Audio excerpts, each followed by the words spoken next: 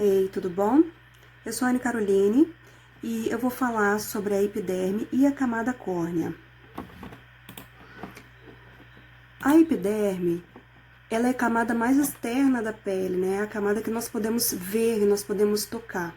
Ela nos protege das toxinas, das bactérias e também da perda de líquidos. E ela é formada por 4 a 5 camadas, que é a camada córnea, a camada lúcida, a camada granulosa, a camada espinhosa e a camada basal. Por que é de 4 a 5 camadas? No geral, no nosso corpo, elas são 4 camadas.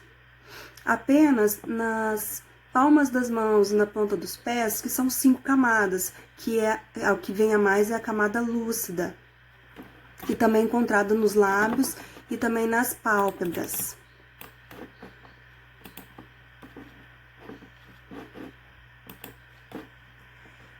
A epiderme, ela é formada pelo tecido epitelial.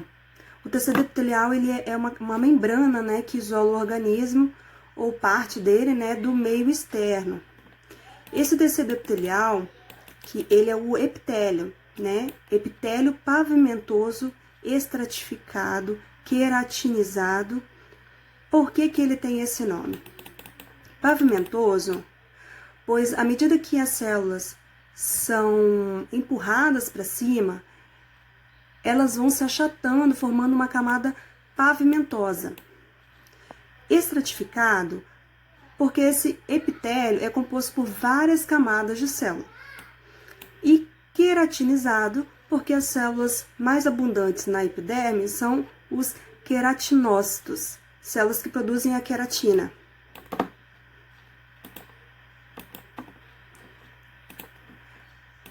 Bom, a epiderme, ela é avascularizada, o que significa que ela não possui vasos sanguíneos. É a camada externa da pele, né, que podemos ver, tocar, como já tinha dito. Ela nos protege, né, das toxinas, bactérias, e ela é coberta por uma emulsão de água e lipídios, né, que são gorduras, conhecida como camada hidrolipídica. Essa camada ela ajuda a manter a nossa pele flexível e age como uma barreira, né, contra as bactérias e contra os fungos. E ela demora aproximadamente 4 semanas para as células da epiderme serem completamente renovadas. Bom, as células que compõem a epiderme são os queratinócitos, que são células produtoras de queratina, né? Proteína que ajuda a dar proteção aos tecidos. Melanócitos são as células que produzem melanina, né? Proteção contra o raio UV e dá cor também à pele. As células de Langerhans, que são células que ajudam na defesa imunológica da epiderme, né? São facilmente agredidas pela radiação UV. E as células de Merkel. Essas células são localizadas na camada mais profunda da pele. A base dessas células, estão em contato com terminações nervosas da pele e apresentam uma função sensorial. A pele recebe informações do meio ambiente e envia para o sistema nervoso central.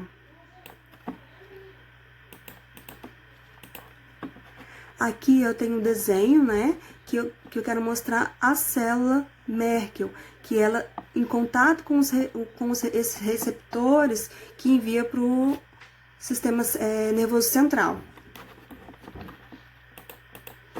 E agora eu vou falar sobre um pouco da camada córnea. Bom, a camada córnea, ela é constituída por células mortas, né, e atua como uma barreira para proteger os tecidos, né, subjacentes contra lesões e infecções. Ela não tem núcleo e completamente achatadas, em forma de lâminas. Essas lâminas elas se sobrepõem, formando uma estrutura rígida e hidrófila, exercendo as funções de proteção contra agentes físicos, químicos e biológicos. Ela impede a evaporação da água, né, do nosso corpo, da nossa pele. Nessa camada ocorre o desprendimento constante dos queratinócitos e, consequentemente, uma renovação constante da epiderme.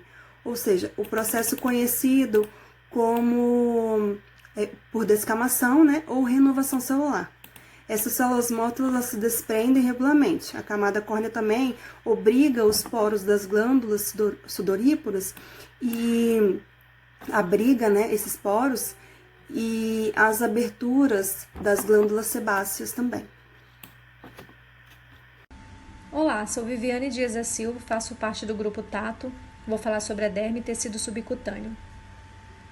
A derme apresenta e desempenha um papel-chave protegendo o corpo das influências e irritantes externas, assim como alimenta as camadas mais externas da pele por dentro, constituída por substâncias gelificadas e pelas células fibroblastos, que produzem as fibras de colágeno, elastina e reticulina, glicosaminoglicans e ácido hialurônico. Contém de 18 a 20% de água total do corpo, de 15 a 40 vezes mais espessos que a epiderme, abundante no meio extracelular irrigada por vasos sanguíneos, possui nervos e anexos, folículo piloso, glândulas sebáceas e sudoríparas. As glândulas sebáceas que distribuem o sebo, o óleo, à superfície da pele.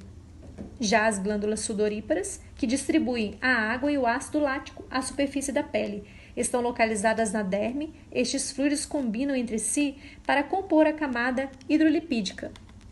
Também é formada por duas camadas. A camada inferior, que é a derme reticular, uma área grossa e profunda que forma uma fronteira líquida com a subcutânea, e a camada superior, que é a derme papilar, forma uma fronteira definida em forma de onda com a epiderme. Também temos as terminações nervosas. As terminações nervosas livres são para sentirmos dor, calor, frio. As terminações encapsuladas são as mais profundas e servem para captar vibrações e pressão.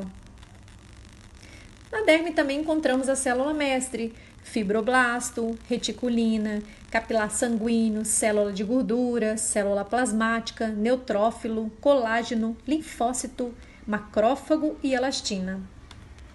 Fibroblasto possuem fibras de colágeno, elastina e reticulina, glicosaminoglicans e ácido hialurônico, estes componentes estruturais da pele que dão força, flexibilidade e elasticidade, são componentes vitais para a saúde da pele.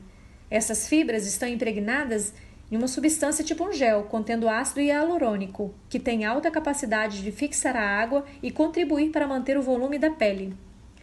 O colágeno é a sustentação da pele. A diminuição leva à formação de rugas. A elastina, elasticidade e flexibilidade. O seu rompimento leva às estrias. E reticulina reforça a organização das fibras de colágeno, dando maior sustentação. Glicosaminoglicanas são macromoléculas que retêm a água, sendo responsáveis pela hidratação e tonificação da pele. Com o passar do tempo, a nossa pele parece menos tonificada. E aparecem as rugas. Isso devido a fatores externos, tais como o sol, mudança de temperatura, que é o impacto nos níveis de colágeno e elastina e nas estruturas da substância adjacente. Temos também o folículo piloso, onde se origina o fio de cabelo. Sempre existe uma glândula sebácea junto a ele, folículo pilosebáceo. A glândula sebácea produz o sebo, gordura que é excretado pela pele através do canal do folículo piloso. O folículo pilosebáceo, que se encontra na derme, desemboca na epiderme em um orifício chamado poro. Bom, a derme protege o corpo em seu amortecimento com a sua capacidade de nutrir e de remover resíduos, assim como a capacidade de sudoração. Ou seja, a derme é a casa de máquina da nossa pele. Olá pessoal, meu nome é Karen e eu vou falar dar continuidade ao assunto, falando sobre unhas, pelos, cabelo, sobrancelhas, cílios, etc. Vou começar falando um pouquinho sobre as unhas, né? Sobre a anatomia aqui das unhas. As unhas são estruturas achatadas e elas se aplicam certinhas sobre a superfície dorsal aqui das falanges. Cada unha está implantada em uma porção chamada raiz, né? Através aqui dessa matriz da unha é onde a unha vai nascendo. E porção exposta é denominada corpo, que é isso aqui, e a extremidade mais distal é chamada de borda. A unha é firmemente aderente aqui à pele, exatamente moldada, né, sobre a superfície de baixo aqui da pele.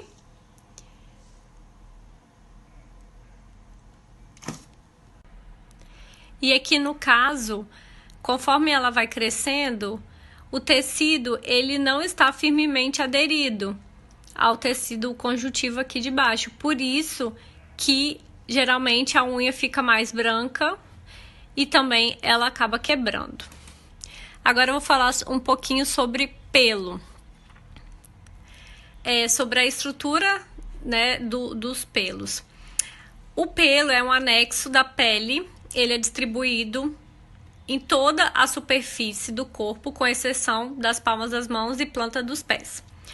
Aqui o pelo ele é formado pela haste, né, que é o que a gente consegue ver por fora. Tem uma raiz que é aqui dentro, que vai denominar sobre a ondulação do cabelo. Tem o folículo piloso.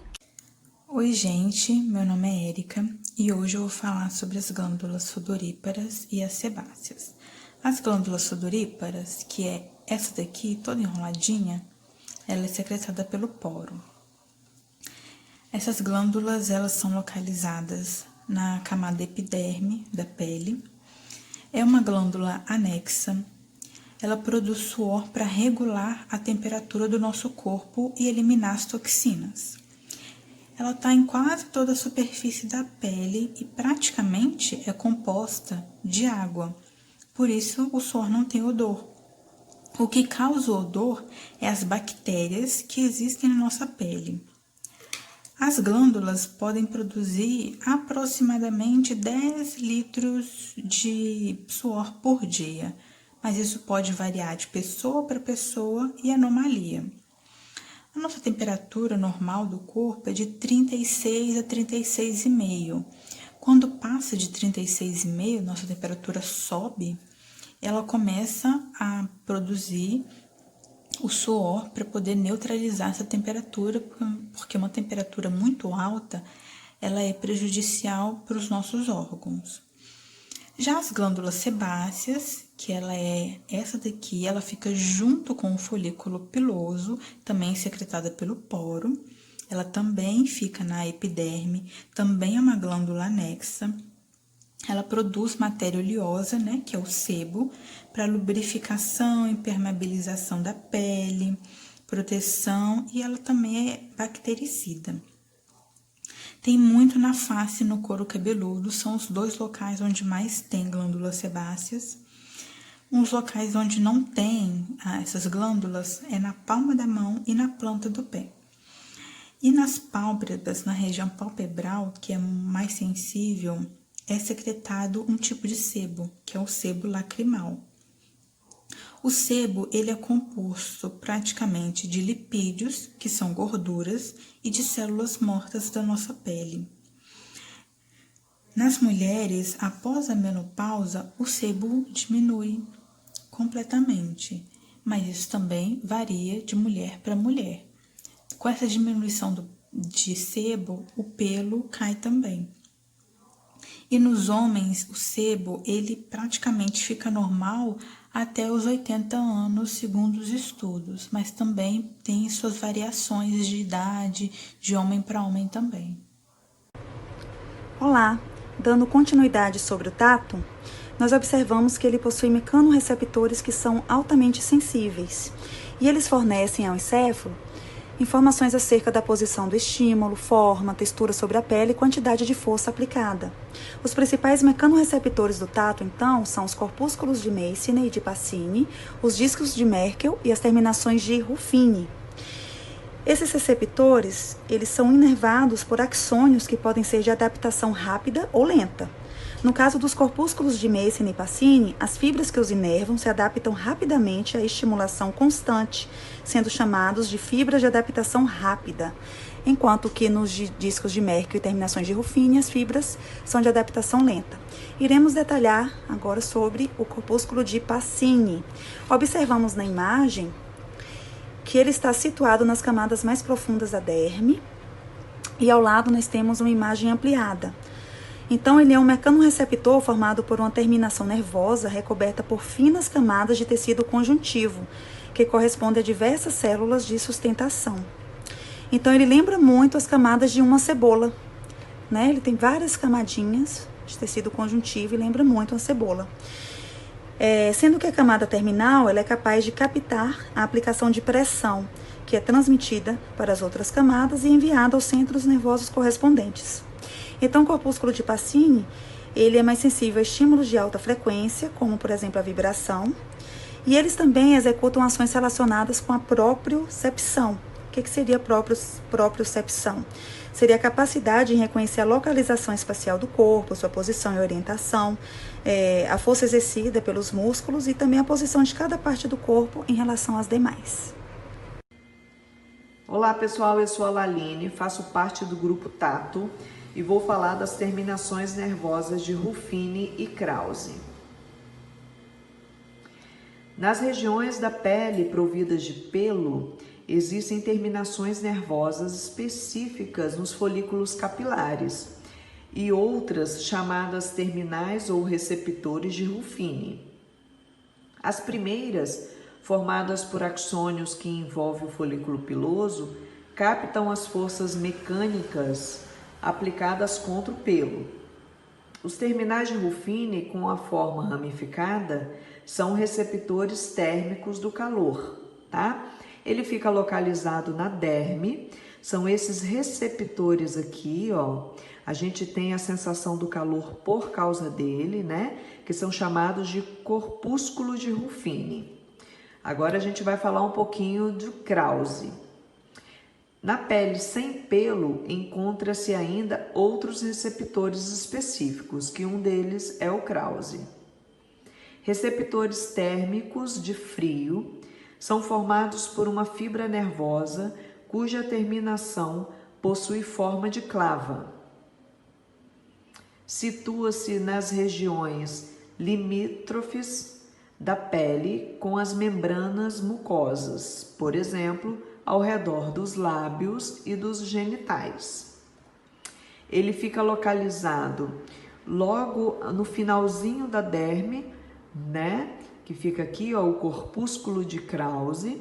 Ele fica no limite entre a derme e a hipoderme. Aqui tem a tabelinha com os receptores de superfície, que são todos os receptores de Krause, de Ruffini, que são os receptores que a gente está estudando aqui.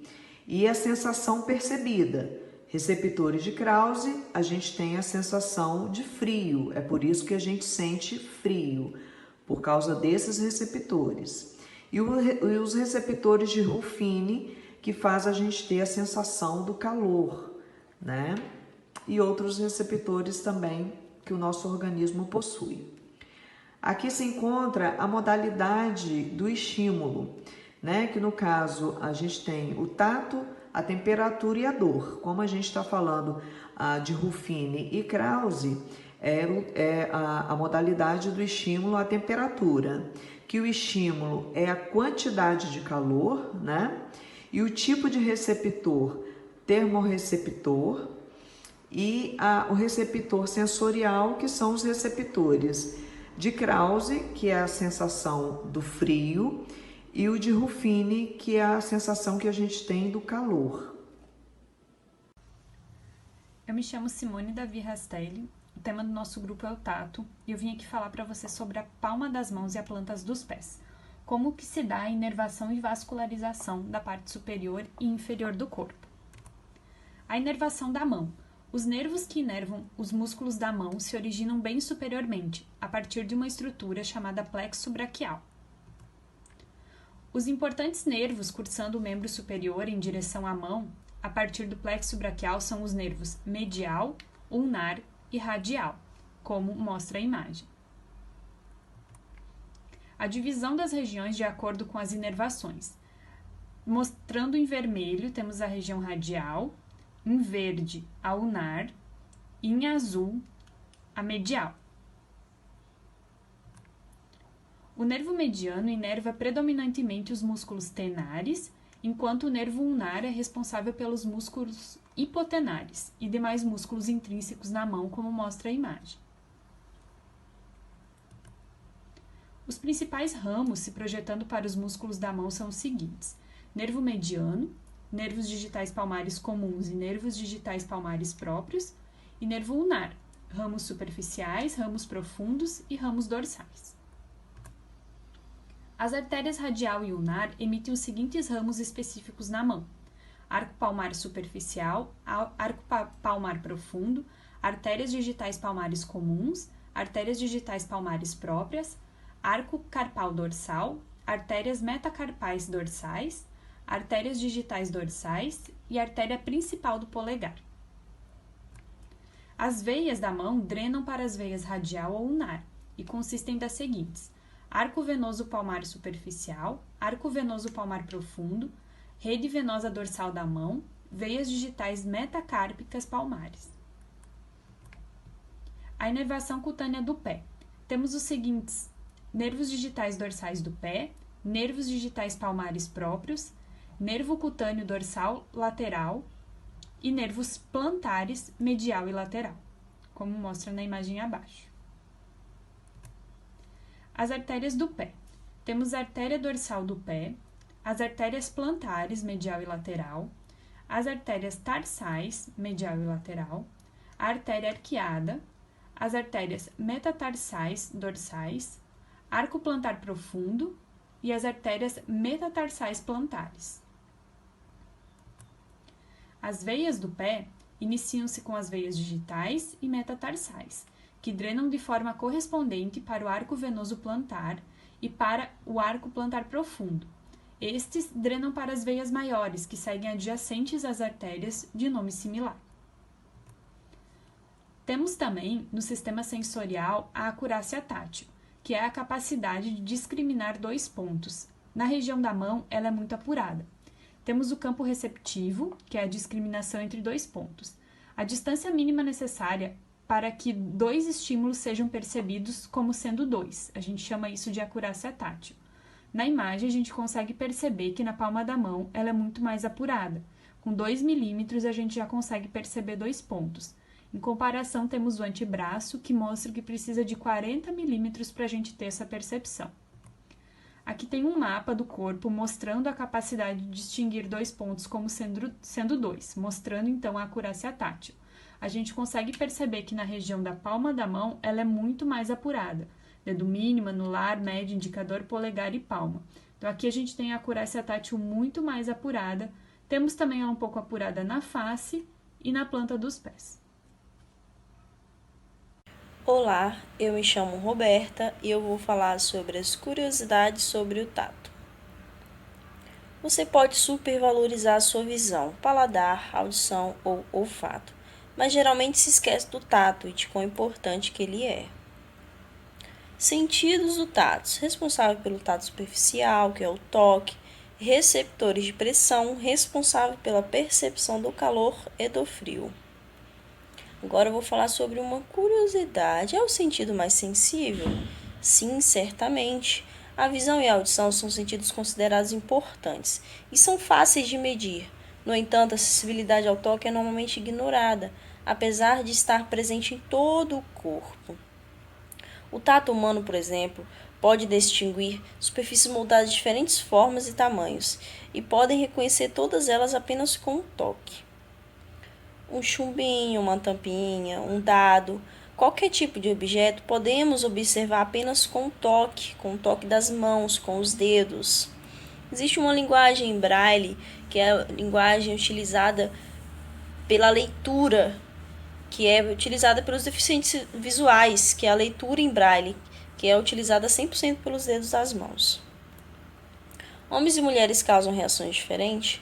Certamente. Um toque na pele de maneira amigável e não sexual pode causar mudanças físicas e psicológicas.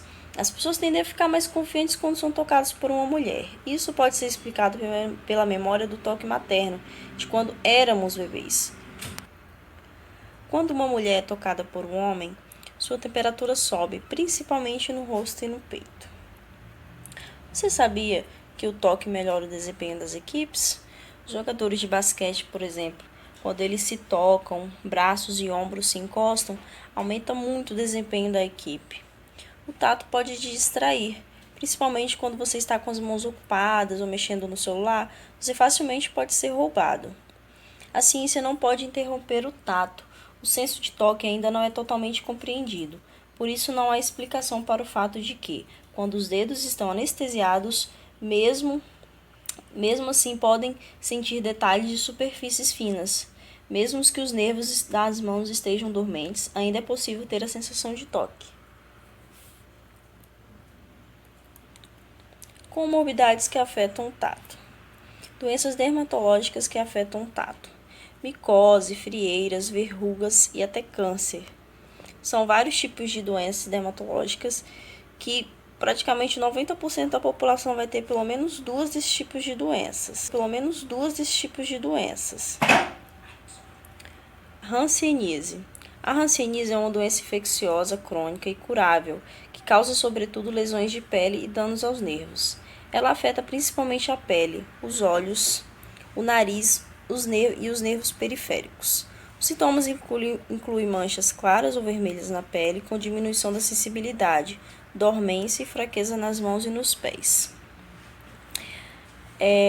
Esse teste da imagem abaixo se chama estesiômetro, que é para medir a sensibilidade da pele.